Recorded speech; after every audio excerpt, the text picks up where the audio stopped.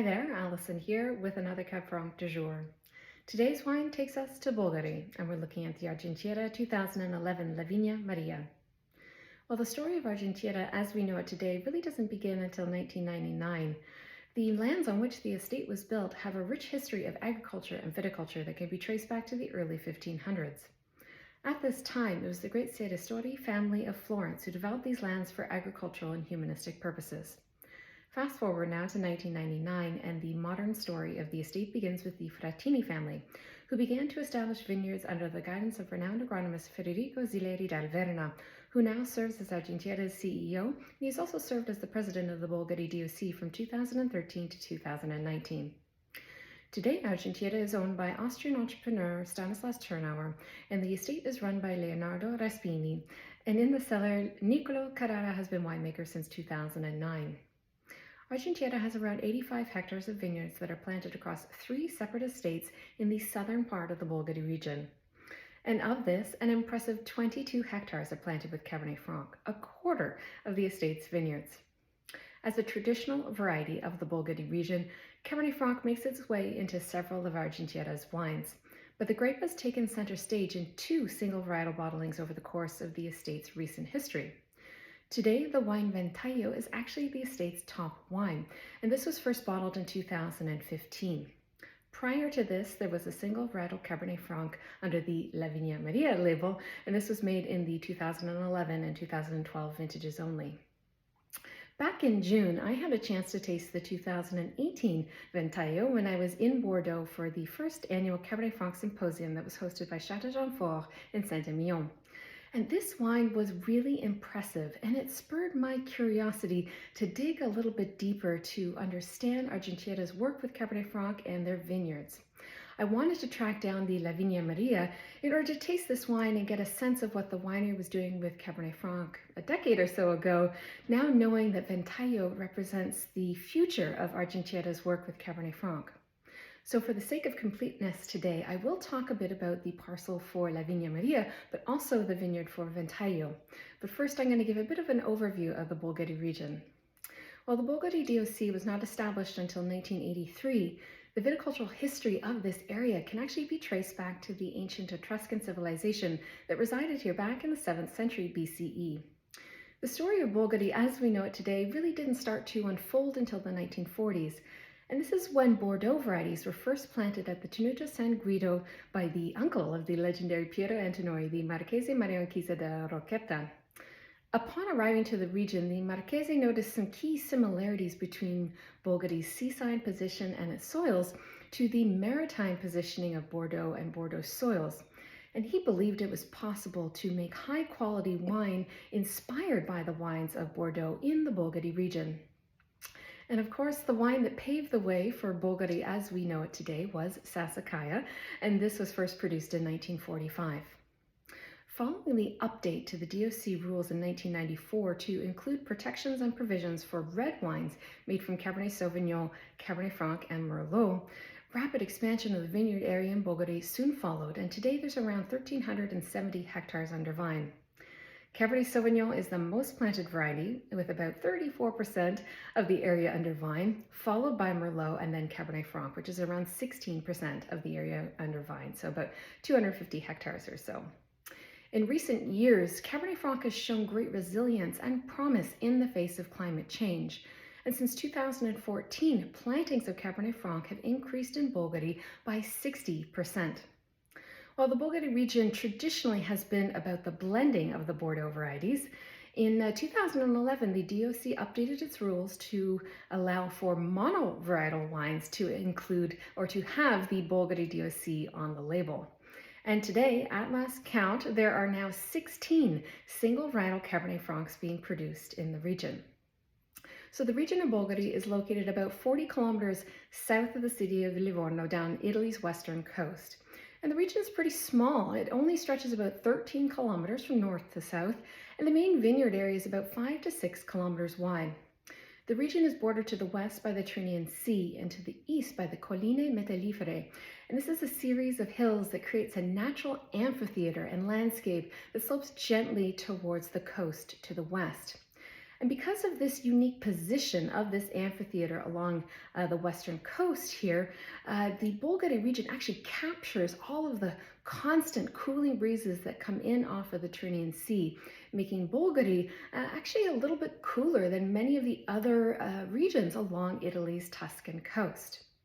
The main vineyard area starts at around 2 kilometers from the sea. So we're very close to the sea here. So there's a strong influence from the sea. And the elevation ranges from around 10 meters above sea level to upwards to about 200 meters above sea level. But the majority of the vineyards are hovering between 10 and about 70 or so meters above sea level. In terms of the climate is considered Mediterranean, but we do get into cooler conditions as we move inland and into the hillsides and into higher elevations. Similarly, precipitation also increases as you move inland and into higher elevations in the hillsides. In terms of soils, the region has actually identified 27 distinct terroir units just in this relatively small region. Soils vary by elevation and proximity to the coast, and we'll find various textures as well, anything ranging from very sandy soils at the lowest elevations closest to the coast, and then we'll find generally sandy or clay soils on the terraces at elevations of around 20 to 135 meters above sea level. And then we'll find heavier silty clay soils in the hillsides at slightly higher elevations. Across the board, these soils are more alkaline, and we'll find varying amounts of calcareous materials as well as gravels in the soils. And we will also find iron-rich sands and iron-rich red clays in certain pockets across the region as well. Now, Argentiera and its vineyards are located in the southern part of the Bolgheri region. And as I mentioned, their vines are planted across 3 separate estates. So the vines for Lavinia Maria are located or are planted at Argentiera's namesake estate. And the parcel or the vineyard for Ventaglio, and it is a single vineyard site, is located about 1.5 kilometers north of the main estate. So the main Argentiera estate is located in a very unique part of this part of southern Bolgheri. The vineyards are actually at the second highest elevation in the region, ranging from around 144 meters above sea level to about 205 meters above sea level. And the main estate is also very close to the sea. We're only about 2 kilometers from the Tyrrhenian Sea here. And the vineyards are on steeper slopes. We're in an outcropping in the hills, and so the vineyards will have a variety of exposures. And the vineyards are also completely surrounded by forests here as well. So this combination of the very close seaside position and that strong sea influence, the higher elevation, as well as this surrounding forest means that this area is actually quite a bit cooler than where we typically find the more historic vineyards and more historic producers in the Bolgheri region. In terms of soils, we're in the hillsides here, so we're dealing with heavier soils, and these soils do have a slightly higher clay content in them, as well as a slightly higher calcareous content in them as well. Drilling down to the parcel for Lavinia Maria, so this is from a 1 hectare parcel of vines that was planted in 2001, and it's from a single block, and this block is on a bit of a convex hill, if you will. So a portion of the block faces west, and then there's a small corner of the block that actually has a bit more of a southern exposure. And we're at an elevation of around 150 to 155 meters above sea level. And in terms of soils, the soil depth ranges from 50 centimeters to about 150 centimeters. The texture is a fine silty clay, and this sits atop a marly limestone bedrock. Now looking at the vineyard where the vines are planted for Ventaglio, and the word Ventaglio translates from Italian to mean fan. And this is a very special vineyard, as I kind of alluded to at the top of this video. So this vineyard is located about 1.5 kilometers north of the main estate in what I would call, for lack of a better word, a bit of a clos. So this vineyard is completely isolated. It's a 1 hectare vineyard, and the vineyard's in like a bit of an outcropping in the hills here. We're surrounded by forests, and we're at an elevation of around 68 to 83 meters above sea level. This vineyard is planted exclusively with Cabernet Franc, and the vines were planted in 2010. And what is unique about this vineyard is that the vineyard was actually planted in a fan shape. So there's a holm oak tree as the focal point. It's an older holm oak tree that's the focal point of the vineyard. And the vineyard rows were planted in orientations in a fan shape, so north, south, and west, with the idea that different sections of the vineyard would receive different sun exposures and different intensities of the sunshine throughout the day. In terms of soil at this single vineyard site, the soils are a little bit more homogeneous, but we do find a bit heavier soils here, so it's a silty clay texture again with a higher calcareous content in it as well. Now, in terms of winemaking, the winemaking for Lavinia Maria and Ventaglio are quite similar. So we're dealing with hand-picked fruit, destemmed fruit, but not crushed. And then the berries are transferred into tank via gravity, and the fermentation is done with cultured yeast.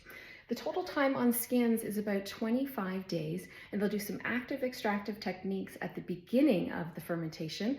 And then in the last 10 days of the post-fermentation maceration, they'll keep things pretty gentle.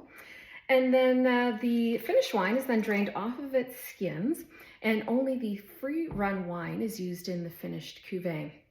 And then in terms of aging, this is where we see a little bit of an evolution here in terms of Lavinia Maria compared to Ventaglio. So the Lavinia Maria was aged exclusively in barriques, 30% of which was new for about 14 months. And in terms of Ventaglio, actually Nicolò told me that they do not use barriques anymore for Cabernet Franc. Rather, they're using larger wood. So Ventaglio is actually aged in 500-liter tonneau as well as 3,000-liter Stockinger wooden casks. So, with all that said, let's dive into this wine.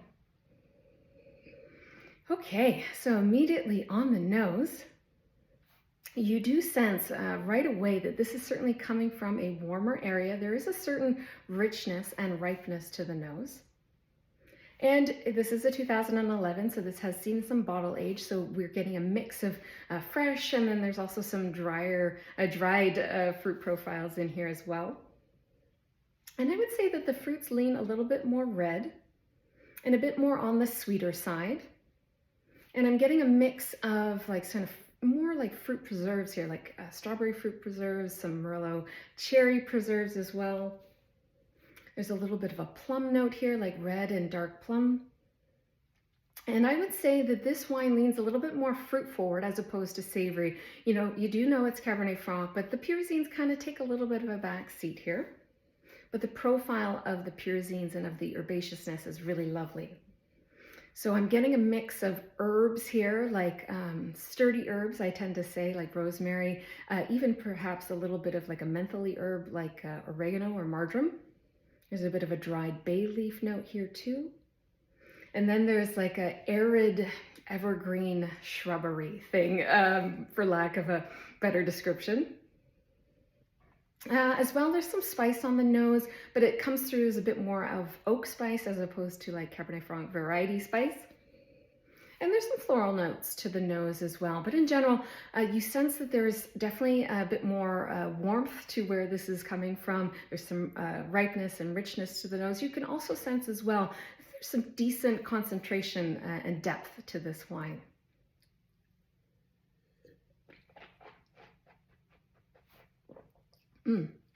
So in terms of the palate, those same kind of sweeter red fruits are coming through.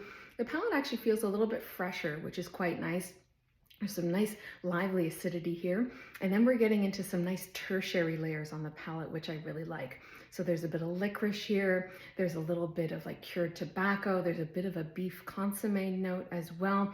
And then there's a little bit of, which may sound a bit funny, but when I was making my notes earlier, I put like Mexican hot chocolate. So it's like dark chocolate meets ancho chili with a little bit of like a creaminess as well.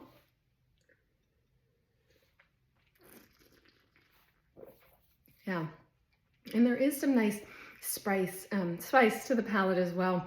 And that's a bit of varietal spice as well as oak spice for sure. So like clove, allspice, and then a bit of that ancho chili thing happening as well. The acidity on the wine is really lovely, very balancing, very cleansing, very refreshing.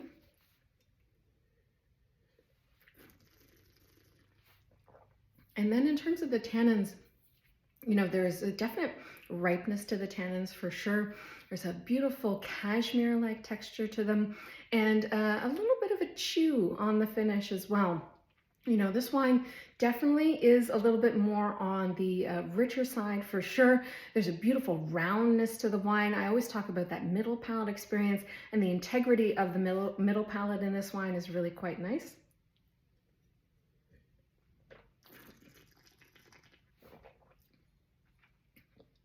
So the wine overall, this wine definitely leans more in that it's stylish, it's kind of luxurious. There is a certain opulence to this wine.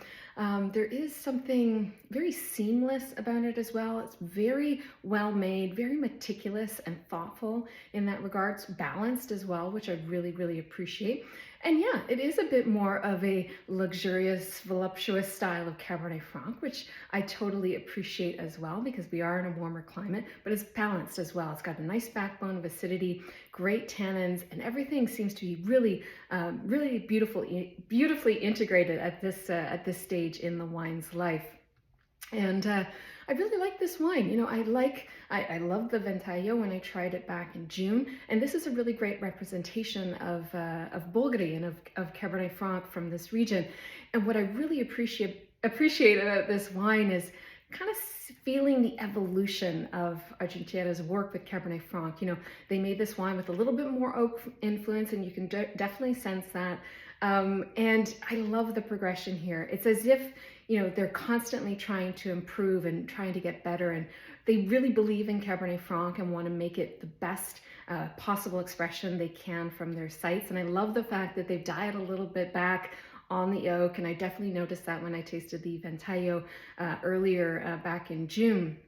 And I should note as well, with regards to this wine and a lot of the wines actually in Bolgheri, this wine isn't really an everyday Cabernet Franc, I will say. It's not quite as accessible as what some other wines are for sure. The Ventaglio retails for around that 500 USD marker. So this isn't so much an everyday wine per se, but you know, it's important that I talk about wines like this because Bolgheri is emerging as a very important region for Cabernet Franc, not only in Italy, but really globally. So it's important that I take time to study these wines and talk a little bit about them, even if they aren't necessarily the ones that you can perhaps reach for on a Tuesday night, or, you know, even on a Saturday night for that matter. It's definitely kind of a special occasion wine for sure. One for the cellar as well, I should note.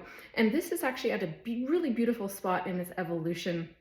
It definitely has a lot more time left in it, but I think I captured it at a really beautiful moment in its evolution. It was a really thrill. It was a real thrill, I should say, to taste this today. So if you have a favorite Cabernet Franc coming from Bolgheri or from perhaps another part of Tuscany, do let me know what it is in the comments below. And of course, as always, I will be back again soon with another wine. Cheers.